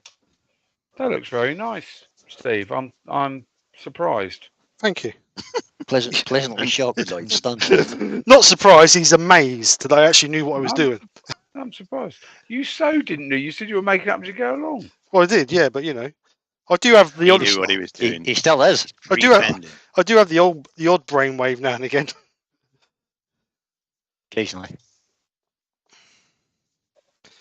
So that's the copper. That looks very red to me. I thought you said it was rose gold. No, this is the burnished copper. Okay. Well, burnished copper is quite red if you think about it when it's burnished. I suppose being on the black makes it. Does it say burnished or brushed? Burnished. Burnished. Okay. So obviously, Trying it. if you want it darker, obviously, just go over it good. again. No, You're obviously very adept. You're obviously very adept with a makeup brush, Steve. This is easy. This earworming thing. No one's asking any They say, questions. yeah. No. Well, tonight Come it on, seems to have people, run you out should of questions. still be digging into Les's past or future. Yeah, come on, What's guys. next? Get some questions. Going to Career. ask. That's the answer. Les has got a diary full of events. What are you doing next? What, like tomorrow? like your next thought about, okay, wood turning, I've done my bit now, I'm retiring now, what am I doing next? Well, it was actually quite interesting because I'm 55 on Sunday, so I actually did just have a conversation with my pension advisor because I can actually draw a pension on Sunday. Woo! So you thought, Ruby draw a Claire has pension just and said. return to work, so you make double money? Yeah, I might just. I've actually thought about going on strike. Well, might as well. Everybody else is. I've gone on strike. No. You may as well just. What's next for Les? The same old, same old. I mean, most of you are aware that we're changing the shop slightly, lessening the opening hours, and concentrating more on my tools and Martin's finishes through the woodturning shop. And there will be more. Yeah, I'm teaching. There'll be more tools added to my range. Well, that's good. The plan is to have a whole range of tools ultimately. Oh.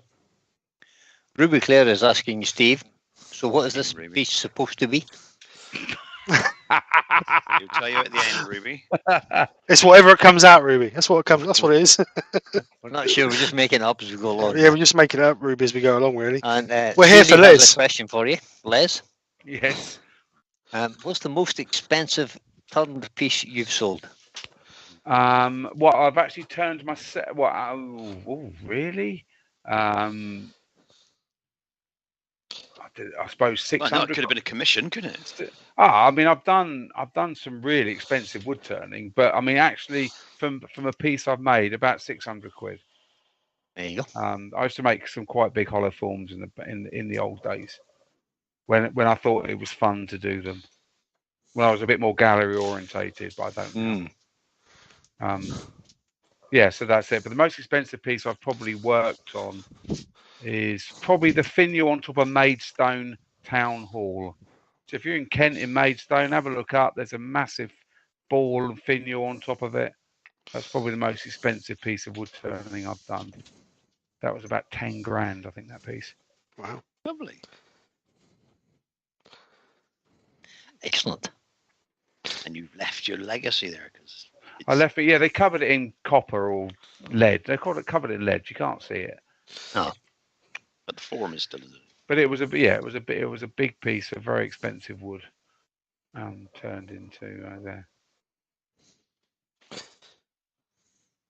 Benjamin suggesting, Steve, it would be amazing and entirely pointless, but also amazing if you hollowed this piece out. I'm not hollowing it out, but like you say, pointless. Yeah. Well, is it worth the bowl though, Steve? So when you were doing large hollow forms, Les, did you use some sort of jig, or do you just? No, there's a funny story about a jig. Nick Hager and myself in 2001 got the one-way jig because I was sponsored by One Way then, so they sent me a load of stuff over, and we were playing with the one-way jig, which was based on the Lyle Jameson one, and we couldn't use it. It was really interesting because we kept wanting to put the tool where the jig wouldn't let us. All right, okay. Now, because you sort of learn that muscle memory and stuff, especially with Nick, because Nick's one of the best hollow form turners in the world. So it was really quite interesting that. So no, I never use a jig. I would now because it's easier. So I would use the Simon Hope one. And I use a laser-ish. I mean, I use a laser as a guide rather than my final finishing. Right. So you do the final finishing by feel rather than. Yeah, because I don't trust the laser. If you look at the difference between 5mm and 4mm, the laser doesn't really work. Right. Camera's good though. I'll use the camera and it's lovely. Yeah, the camera works quite well and stuff like that. But yeah, I still do I find that by the time I farted about and faffed about doing all that, I could have done it. All up, you'd have finished it. Have it turned, yeah. Yeah, I've done it then. I haven't done one for ages. I keep meaning to. I've got some nice wood to actually do some out of. I just never get around to it. Also, the other thing is I do try and push them sometimes now, which I shouldn't. You know, instead of leaving it at 1/4 inch and having it lovely to sell, I have to take it down to a 16th and break it because I can. Because it's you. Yeah, because I can. Talking of wood, Sorry, Buster West. I can't always can. That's the problem. Buster West wanted to know what the wood was you made the finial out of. I'm trying to think about it. It was covered in. Lead. I want to say it was oak. No. Do you know what? I can't remember. I honestly can't remember. It That was, long it ago. was, it was brought. It was brought to me in a block during lockdown 2 years ago. I'm thinking it might have been Iroko. There you go. I think it was Iroko. I think I can remember sanding it. That's how good it was. You remember sanding it. I remember. Well, you always remember sanding Iroko because it's horrible. Yeah, That's that's it. Oily, and the dust is horrible and stuff like that. So yeah, that I think it was Iroko. So we've had another person join us. We've got Ian in the shed. Hi, Hello, Ian. Ian. Join us. Hi, Ian. How you In doing? his shed. And Pete from Twisted Trees is in. Hi, Hello, Pete. Peter. He says, I'm late, as Lisa was packing to go away for the weekend. Well, and you're late because Lisa was packing? Mm. Yeah. You were trying to make sure she got everything and didn't want to come back. Make sure she didn't have the family Ma- silver. Maybe she needed Pete to sit on the case to get it closed. Or is it? Oh, to be fair, she's gone away for 2 days. It probably is then, isn't it? Yep.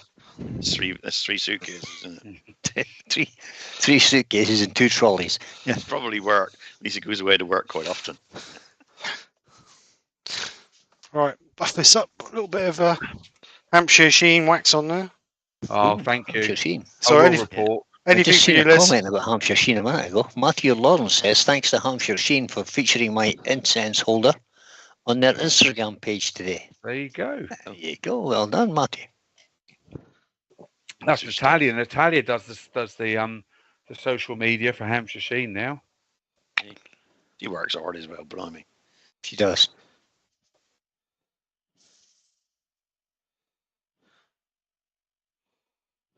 Look how Certainly shiny that is, eh? Say again, Liz. Look how shiny it is. Shaving it, couldn't you really? Well, that's good, but you know. So Pete suggests that packing included himself going to the garage to fill up the car. Oh, okay. Weekend off then, Pete. It's a weekend in the shed for Pete. So that is. Yeah. Right, so put that away. Don't need that no more. And Rob from Kingsport Abrasives, I keep wanting to say Adhesives. Abrasive says sanding Sandpaper. is the best part of turning. That might be because you sell it. That's a surprise, Rob. Okay, that's right, yeah. Right. Would you want a job then? You want a job? You want a job? Yeah. Stand there for 6 hours sanding this movie. I don't mind sanding a Just little keep bit. throwing them at you. I've employed sanders in the past. I've got a job now. I could probably employ one. If I could find somebody to work for me. Don't get Martin to do it, though. He'll be happy enough to. I doubt Martin's got the time to do it. I wouldn't think so. Another one from Susie. Les, if you could have a truck full of wood, free wood, what would you choose? Oh, easy. Snake wood, because I could retire then. Snakewood. Why, just selling it? If you're selling it, yeah. Yeah. No. If Bur oak every time. English Bur oak. Nothing beats an English Bur oak. You can sell it with splits in. You can sell it with holes in. You can sell it with bark stuck on it. You never waste a piece of Bur oak. Yeah. Yeah, easy every time. I just love Bur oak. Oh, wrong position. What will be there? Never turned a bit. Haven't you? Nope. It's beautiful stuff. It's just one of those woods. It just with faults. It doesn't matter if it's got faults in. It doesn't. Always looks good. Yeah, always looks good. Don't ever fill it either. Don't ever put it into a competition filled with copper or anything like that. Don't fill the holes. Or resin. It's the whole thing of Bur oak is it's got holes in. Yeah. Don't fill it. How do you oil it rather than wax it then? Always. Always. Yeah, always. And you know that fresh Danish oil is the best. You know, fresh, always fresh. Yeah. Open a new can when you got a nice bit, so it's nice and thin, so it penetrates into the wood. Lovely. That's good advice. Yeah, that was a bit of advice given to me many years ago by Nick Agar. Bur round, Bur oak, fresh Danish, new can of Danish oil, always the best on it when it's nice and thin. Yeah, 'cause you let the air get at it once you've used it. Well, once once it starts to thicken up a little bit, it doesn't work as well on those woods. But no, fresh, always on that. Right. So Next that time was. you're over, Brian, I'll give you a piece of bur oak. Oh, About good this man. big. Oh, they can't see me show. Hang on. Yes, About an this, inch square. this big is the distance between his thumb and forefinger. It'll give you enough. It'll give you enough to practice your fingers. So I'll give you an idea of the size. If you took your thumb and forefinger and put it on your earlobe and then took it off, that's about the That's the size he's size. talking It's about. expensive stuff. Right. So the texturing was done with the. Did you put the link in for the chat, No. Brian? No. It's What do done you by want the me? Proxon Rasp piece, not the Arbortech blade, which I did the other one with. Available from Axminster, or if you're in Southern Ireland, Axminster. Minister. Excellent tools. So this one I did with the Proxon. Actually, it's the Arbortech blade, which is just like a nice square arrow. But that one gives, because the blade is tapered a little bit, it gives you different definition in cut. So you get shallow bits and light bits. You don't get like a square cut down. You get like a curve in it, which is slightly different. Same but different. So then it was just brushed over with the Joe Sonia metallics. I don't know. These haven't been out very long, I don't think. Oh, they come in a kit. Yeah, You six do, yeah. colours. Expensive, they are too. Yeah, I think they was What sort of retails on that? 25 quid. I think they were, weren't they, Brian? Well, they've got to last a long time, though, won't they? Yeah. It's going to be. I think it's going to be more than that, Steve. Is it? I'll look it up. I thought I I bought these. Put them on my cupboard. All the other stuff I've never used. I bought these from Emma Tiny Turner at Harrogate. Okay. No. I'm sure they was 25 quid for the set. Sure they were. But if you go over to Emma's website, I don't know. Well, you guys might stock them, mightn't you?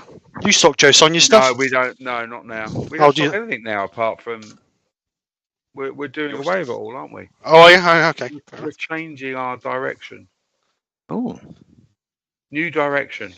New year, new direction. Yep. Right. So just don't work good enough. Change it. Change it to something else. So just basic on the back. Nothing high tech on the back. Let's bring it on this camera over here. What are you telling us? 2905. Yeah, a bit better.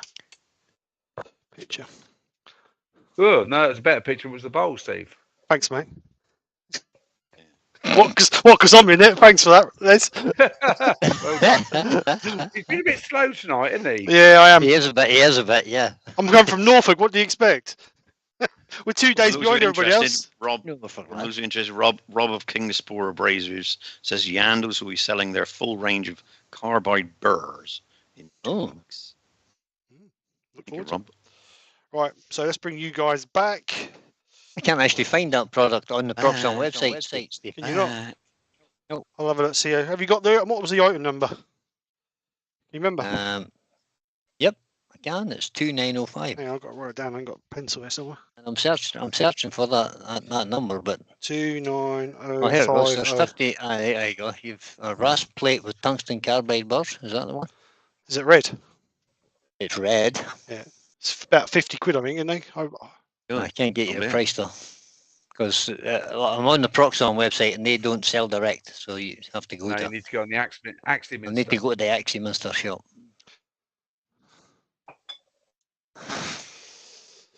£41.29 from Amazon. There you go. Fortune. We need a fortune. I've had that one Lasts over a 6 year to and that's 12 still months going now. strong. So Still a There you go. I've had fortune. mine about 15 years. They last quite unless a you're long going to be time. stupid with them and end up hitting screws. 40 and all quid. that, then. That's almost a tenth of my pension. Mick Jews likes what Thank you've you very done, much, Steve, sir. anyway. I like it too. So 43.99 euros. So if you just type in Proxon 0 or 29050, that'll bring you a list of different places you can get it from wherever you like them. So yeah, something simple tonight. Just simple, hassle-free. Can't believe there weren't lots of questions for you, Les. I love it, asshole. Oh no. Well, there was a few. Go on, guys. Stick your questions in before we go. Got 10 minutes and then we're going. Ouch. Hashtag week announcement on Sunday. So Correct. anybody who wants to Oh, come yeah. over Sunday lunchtime and listen to the famous Nick, you're welcome. You're all going to love the next hashtag. The Nicky Show. You're going to love it. Yeah. That's my Nicky birthday. Show so I with, come Come along. We can sing happy birthday to you then, Liz. You can see- We'll yeah. burst your eardrums.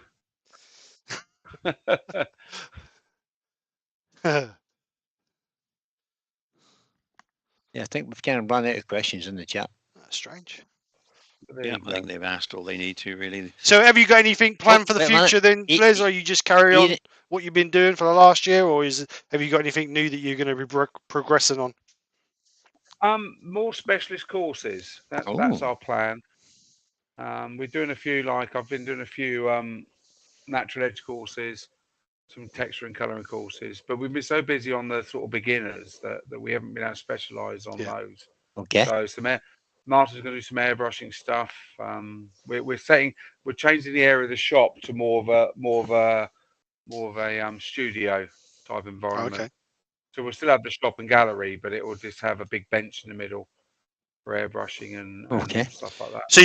So that's the plan, and more visiting teachers if we can get them. So you say you've been not concentrating, but you've had lots of beginners. How many beginners? I mean, there's a lot of people still coming in and wanting to. We've got 4 tomorrow. We've got 4 next week. Wonderful. Yeah, we're booked up on courses now until May or June now. Oh, that's good.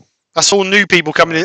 Do you think a lot of them are new people that are learning to turn, or people who just want lessons? Well, what we try and do is the one-day courses are experience days. So they're guys that don't know. Most of them never wood turned in their life. They're coming along just for the sake of it to make a vase and a bowl. And then the 2-day courses cover a little bit more in sharpening and stuff like that. A little bit more technical. So they're more aimed at the people. Then we do one a week sort of thing, one every other week. So we do a 1-day course 1 week, 2-day course the following week. This question will tickle your sense of humour. Klingspor Adhesives has said, question. It's a genuine question. It's a genuine question. It's an absolutely genuine question. He says it's a daft question. Who is Les? Sorry, I don't mean to be rude, but you all know I'm new to this. Rob from Klingspor is absolutely brand new to wood turning. He doesn't know anybody. Who am I? I have absolutely no idea. Who is Les? Who is Les? That's the question he's been asking. That's the question he's been asking for many years. Les is okay. So you want my synopsis? Les is an incredibly overweight to the point where my BMI doesn't actually exist on any scale. Fat. I'm a fat wood turner that's worked in wood all his life. There you go. Basically, production turner. He's very good. He's a very good professional turner. What? Being fat. He's been very, very modest. Yeah, very much I so. have to say, Les is a production turner and a fabulous demonstrator and a font of knowledge. It's where wood turning is tears in a minute.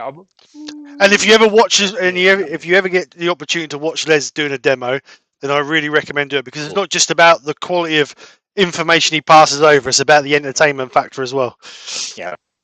And don't sit in the front row. Don't sit in the front row. Yeah, that's right. Yeah, never sit. It's like Lucy Bundy It's no good saying to an American about a pantomime, but the English people will know in a pantomime you never sit in the front row. When I was lucky enough to go and see Les at Plymouth, my wife came to watch, and we suckered her to get her sit dead in front of Les. And the first thing Les says, "Well, welcome to your lesson, Nick." So Lucy is asking, where are you based, Les? Hampshire. Hampshire is right. Yeah, so just north of Winchester in Hampshire. Oh, dear. Ian in the shed says he'll be demonstrating at Makers. Oh, good man. Who will be? Who will? Oh, will he? No, he's asking Les. Will he be demonstrating? Will you be demonstrating? No, because they don't pay any money, do they? Makers is a blooming fortune. It's 30-odd quid a ticket this year. No. Yeah, but they don't pay you to go. No. They asked me to demonstrate there a few years ago, and I gave them my fee, and they said, "We want you to pay." Get lost. Yeah. Seriously, they wanted me to take a stand. And it's like, no, that's not quite how it works in my world. I'm afraid. I'm a wood turning mercenary. I know that. I know the ticket prices have gone up for this year. Well, the NEC is an incredibly expensive place to hold a show. It is. I don't know why anybody uses the NEC now. It's impersonal. It's too expensive. As a trader, we stopped using it years ago. You know, they stopped doing the woodwork shows there years ago because they were just everything there is incredibly expensive. And you want hand towels in the toilet, that's an extra. Yep. And I think the Maker Central is great if you Maker Central is all about the YouTube inside. It's not about. Yeah, It's not. Don't get me wrong. There's a lot of wood turners there, and this, that, and the other. And Easy Wood were there the other year, and things like that. And you've got Axe Minister and Proxon and all that. They're all there, but it's not really pointed at the woodworking community or wood turning community. It's more of the YouTube get together. I personally think Harrogate is 10 times better than YouTube because it's more for woodworkers than a get together. You know what I mean? That's me personally. I mean, to me, Maker Central is not something that I've ever felt like would be my thing. I went the second year it was on, and I enjoyed it. But to me personally, the get together at night in the Hilton Bar was more entertaining than the Makers get together. You know what I mean? The actual venue, meeting all The actual show itself. Yeah, meeting all the people in the bar at the Hilton Hotel was more entertaining than the actual show in my eyes, personally. No, I mean, like I said, Maker Central, it's a different thing. I've not been. Of course, I would go if they paid me to go, but it's not like it happens. So it doesn't matter, does it? No. I think people like Chris Fisher and that managed to go because they was obviously with Axe Minister at the time. They're responsible for Axe Minister, yeah. I haven't got a commercial sponsor. Yeah, and I think Phil Hines was there as well. So, yeah, I mean, there was quite a few wood turners there, but yeah, good. Right. So, any more questions before we go? I haven't seen any. So, some new names in the chat tonight. Oh, well, what's Les, this? Simon says, Les, do you know about RPT going to do more for the maturer turner, amateur turner, or mature? It says maturer, but I'm thinking maybe amateur turner workshops, like the Young Turners Workshop recently. I wasn't for the mature turners. I wasn't involved in the sort of youth that side of it. I'm involved in the youth training program through the Workshop Company and the AWGB.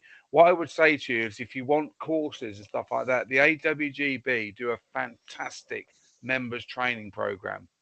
18 quid a year gets you the chance. You might have to go into a ballot for some of them, but you can come on a free course with me, Gary Rants. You know, they're fantastic. These members training programs. So go on the AWGB website. I'm doing 3 this year, 3 members training days. They're free of charge, and we've got a travel lodge down the road. So even if you have to travel down, you're not paying for the course. So 30 or 40 quid for a travel lodge has got to be worth it. Definitely. Yep. Yeah, so the AWGB, if the RPT, I'm not privy to. I'm a liveryman of the Workshop Company of Turners, but I don't get too involved with the RPT now. So I don't know what they're doing in the future for it. I'm sure it'll be advertised if they are, but the AWGB do this members training program, which is fantastic. You know, if you feel like you can't afford a full-day course with me or Martin or Gary Rants or something like that, get involved in that. 18 quid a year. AWGB.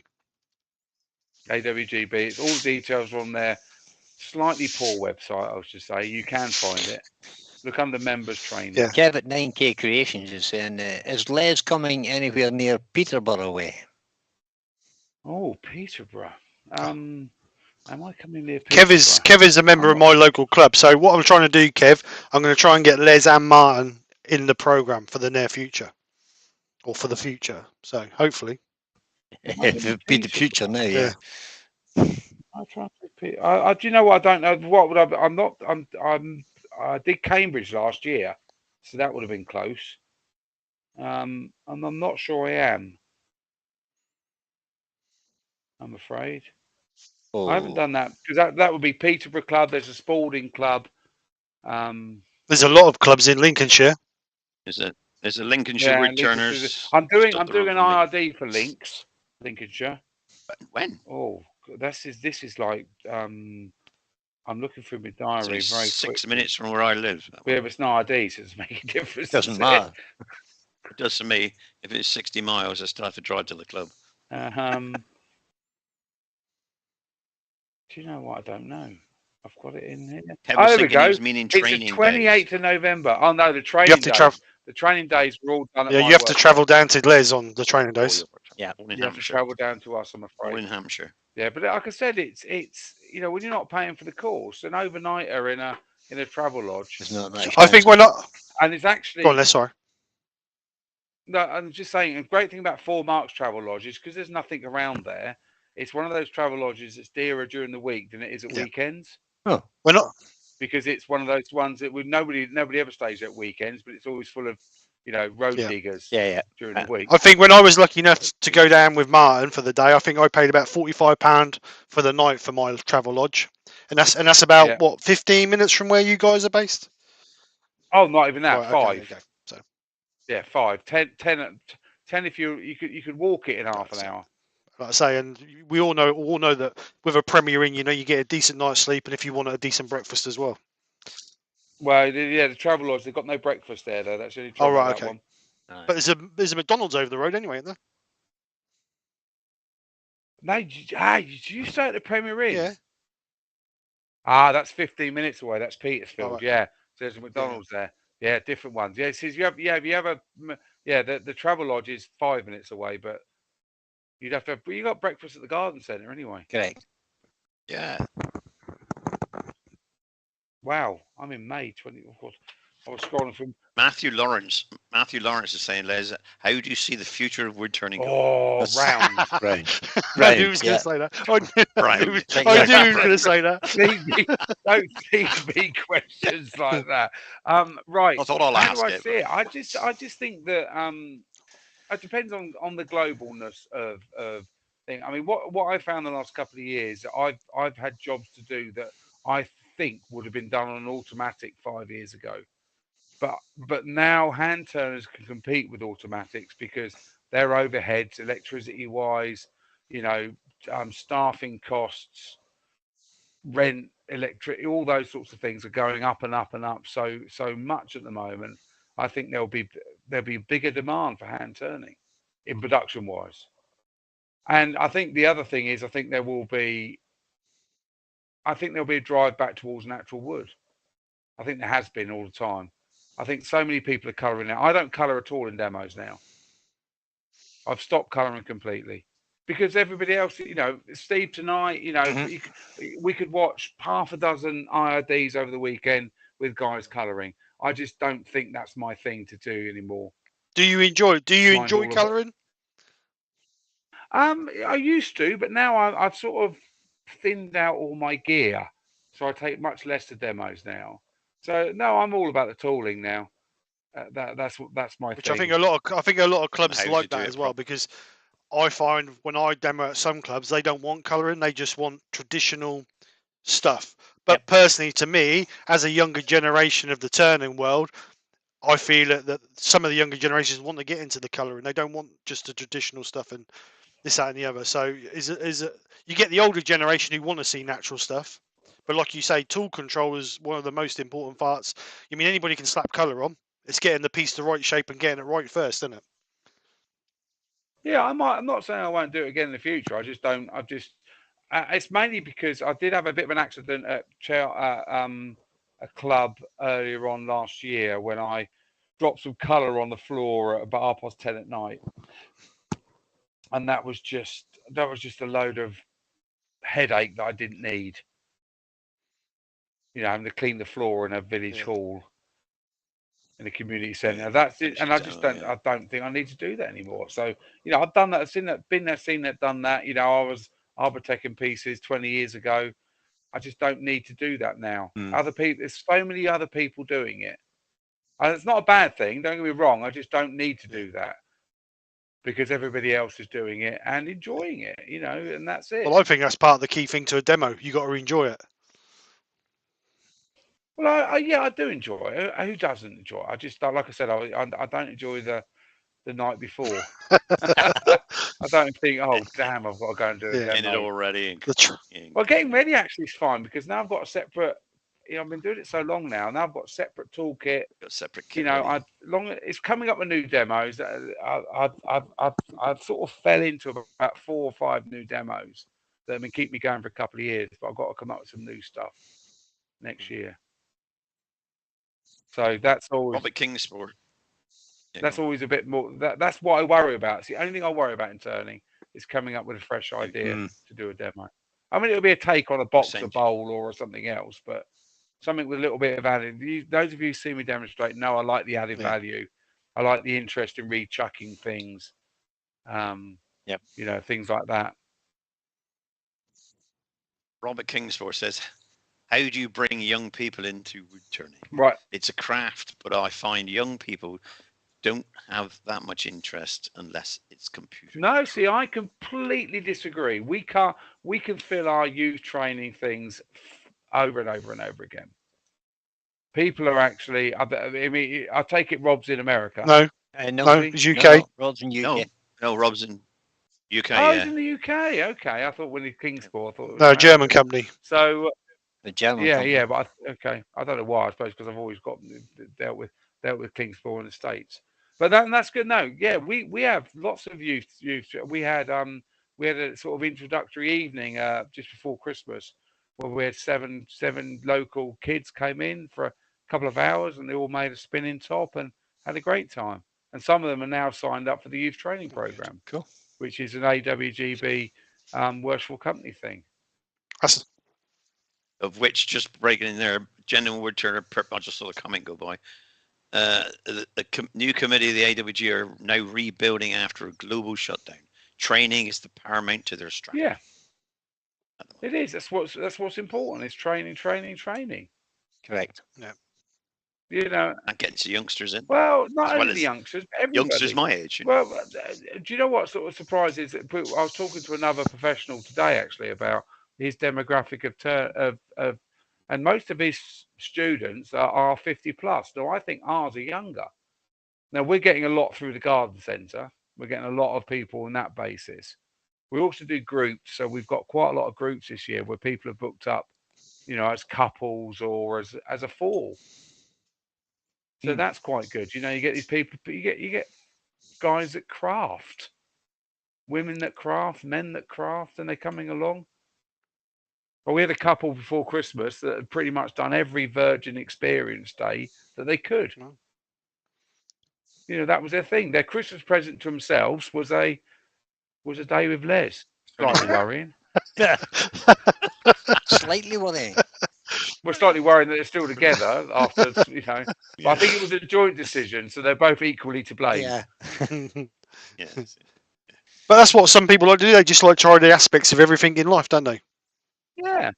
Yeah, that's it. Just you have 1 week you're jumping out of an aeroplane, next week you're wood turning, and that's what we offer now. That's what we see that as pretty much our core business now. These experience days, you're not making people into wood turners in 1 or 2 days. No.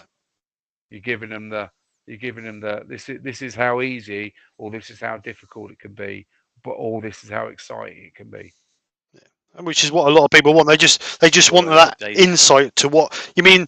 Watching it on YouTube or watching on a video is one thing, but actually having hands-on, having a go, getting a grasp of the tools is. Well, I think we have 25% of our students. 25% of our experience days people cannot do it and never will do it, and they find it incredibly difficult. Some people just don't get it. Yeah. Well, they should turn up and just grab all the chisel. Well, it's just but it's just tools upside down, flute the wrong way round. It's tools off the tool rest. Some people just don't get it. You can tell that when you get, whether it be a drill or whether it be a gouge. As soon as someone picks up a tool, you know exactly their mentality, don't you? Sometimes. We've had it before. Yeah. We've had labourers on site, and you say to them, "Just go and drill a hole in that wall or whatever," and they've got the drill going backwards. You're like, to us, it's common knowledge. Yeah. So we just give them, you know, we nurture them along, give them enough rope but not enough to hang themselves, and they go home with a vase and a bowl. Yep. Yeah. That's what they do. That's, you know, we're managing expectations. We're not trying to send people out wood turners. That's your 10,000 hours, I'm afraid.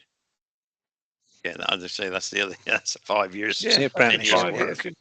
Just have to get on it. Right. Any more questions? Good. As Terry keeps reminding us, it's all about practice. It is. I totally agree. I totally agree. It's It is. Practice. Good practice. Yeah, once you've got once you've got basic do it. once you've got practice, basic learn tool to use skills, the rest is just practice, isn't it? Till you get comfortable, muscle reaction and Absolutely. memory. Yeah, I had a mentor once who said that practice makes permanent. Only perfect practice makes perfect. Yeah, exactly. It's good. You've got to have good practice. You've got to have good practice. You can practice a Golfing. thing wrong forever. And I mean, you need to know how to do it in the first place, but if you've been shown and taught how to do it, and you can do it, but you make mistakes because you don't. I think I was lucky because I was taught by not only some professional turners, I was also taught by some hobby turners who were very, very good. And so I got sort of the benefit of every world in that basis. So I'm not really a clone of anybody in particular. I sort of do this like this person and this like this person. So I think I've taken on board pretty much. Yeah, but doing it that way has brought in your own technique, hasn't it? Yeah. So I do it.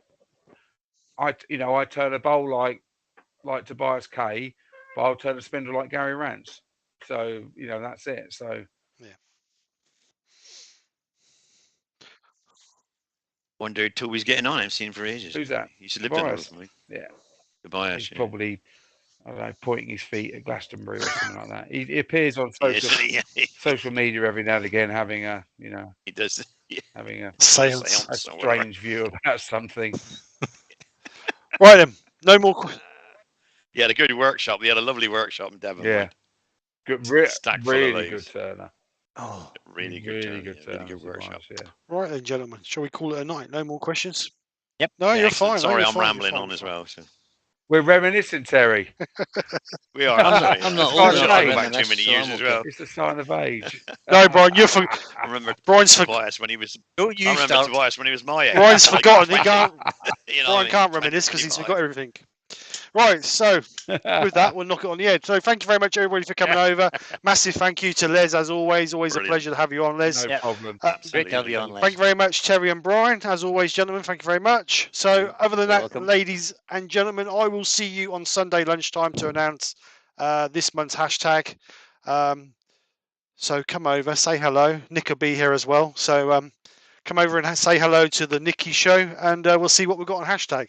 So other than that, thank you very much for coming and joining us. Hope you've enjoyed. Hope Les has answered any questions that you've asked. A little bit disappointed there weren't more questions, but hey ho, it's the first one of the year. We'll try and build up to it. So other than that, take care, guys. Have a great weekend. Speak to you soon, and bye for now. Say night, guys. Good night, guys. Good night, everybody. Good night. Nice to meet you. That's all, folks.